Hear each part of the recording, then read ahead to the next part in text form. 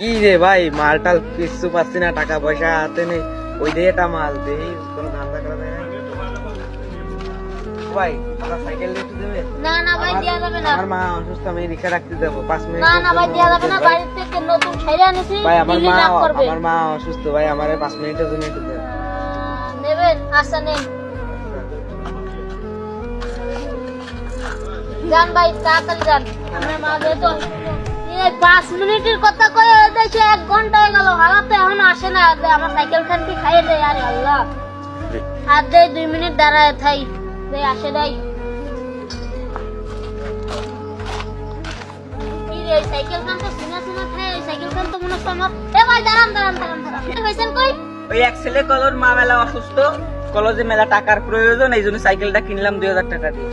ওই সাইকেল খান তো আমার কাছে নিয়ে আপনার কাছে মনে হয় বেঁচে দিচ্ছে। আরে আল্লাহ রে, এখন তো আমার মা আমারও বাড়ি গেলে মারবে না, তারপরে আমি কি আর বানি?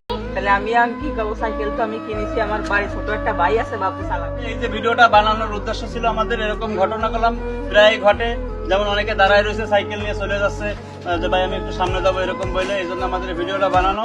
তো ভালো লাগলে অবশ্যই একটু শেয়ার করে দেবেন। তো ভালো থাকবেন, সুস্থ থাকবেন, আল্লাহ হাফেজ। ফিরে এক সময় দেখা হবে নতুন কোনো ভিডিওতে।